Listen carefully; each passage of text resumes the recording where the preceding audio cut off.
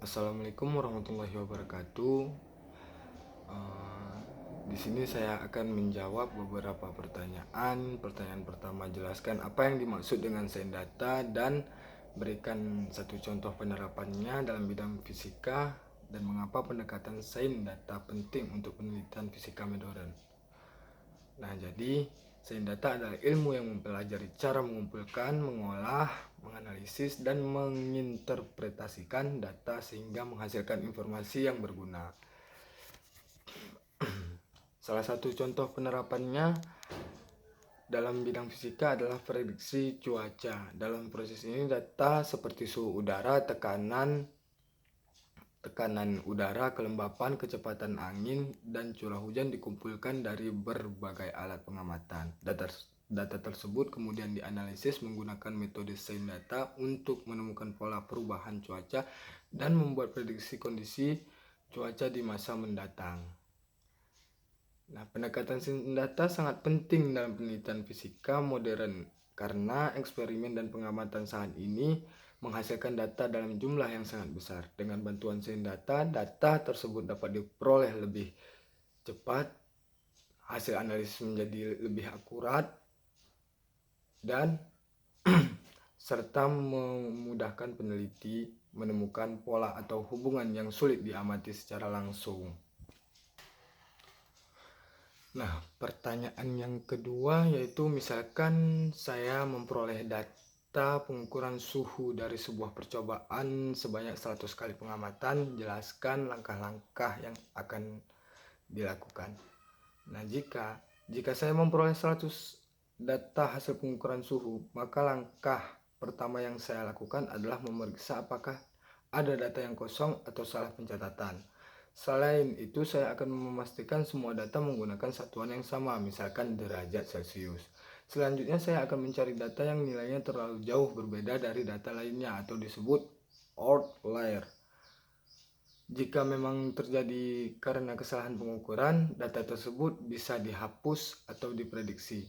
Setelah data bersih, saya akan menghitung statistik dasar seperti nilai rata-rata, median, nilai maksimum, minimum, dan simpangan baku untuk mengetahui gambaran umum data. Terakhir, saya akan menyajikan data dalam bentuk tabel dan grafik agar lebih mudah dianalisis pada tahap berikutnya.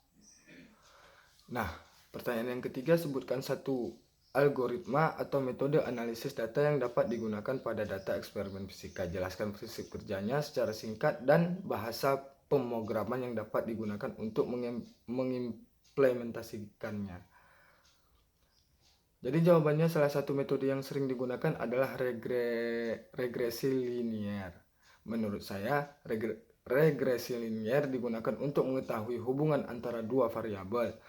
Metode ini bekerja dengan membuat sebuah garis yang paling sesuai dengan kumpulan data sehingga dapat menunjukkan kecenderungan hubungan antar variabel. Selain itu, regresi linier juga dapat digunakan untuk memprediksi nilai suatu variabel berdasarkan variabel lainnya. Bahasa pemrograman yang dapat digunakan untuk menerapkannya adalah Python karena memiliki banyak pustaka, salah satunya seperti Pandas yang memudahkan proses analisis data. Selain itu, Python juga sering digunakan dalam penelitian. Pertanyaan nomor 4 yaitu, menurut Anda jenis visualisasi apa yang paling sesuai untuk menampilkan hubungan antara dua variabel hasil eksperimen fisika? Jelaskan alasan pemilihannya dan informasi apa yang dapat diperoleh dari visualisasi tersebut. Nah, visualisasi yang paling sesuai adalah diagram pencar atau scatter plot.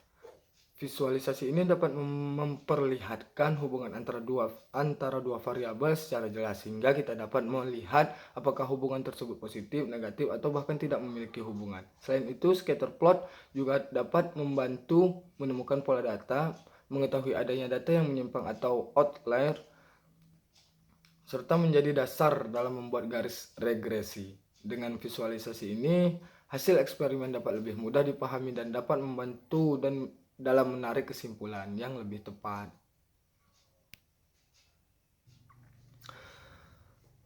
Pertanyaan nomor 5 yaitu pilih salah satu permasalahan di bidang fisika, misalnya cuaca, dan jelaskan bagaimana tahapan sains data dapat digunakan untuk membantu menyelesaikan permasalahan tersebut. Nah, saya memilih prediksi cuaca sebagai contoh penerapan sains data di bidang fisika. Jadi menurut saya prediksi cuaca sangat membutuhkan pengolahan data yang baik karena kondisi atmosfer selalu berubah setiap saat. Tahapan sains data yang dapat digunakan dimulai dari pengumpulan data. Pada tahap ini dikumpulkan data seperti suhu udara, tekanan udara, kelembapan, kecepatan angin, arah angin, dan curah hujan dari berbagai stasiun cuaca maupun satelit. Setelah data terkumpul, dilakukan pembersihan data. Tujuannya adalah menghilangkan data yang tidak lengkap, memperbaiki kesalahan pencatatan, dan memastikan semua data memiliki format serta satuan yang sama sehingga siap dianalisis. Tahapan berikutnya adalah analisis data. Pada tahap ini digunakan metode statistik atau algoritma machine learning untuk menemukan pola hubungan antar variabel cuaca. Dari pola tersebut dapat dibuat model yang mampu memprediksi kondisi cuaca pada waktu berikutnya. Setelah model dibuat, hasil prediksi kemudian dievaluasi dengan membandingkannya terhadap kondisi cuaca yang sebenarnya. Jika hasilnya belum akurat, model akan diperbaiki sehingga menghasilkan prediksi yang lebih baik. Terima kasih. Hanya ini yang dapat saya sampaikan. Lebih kurang saya mohon maaf.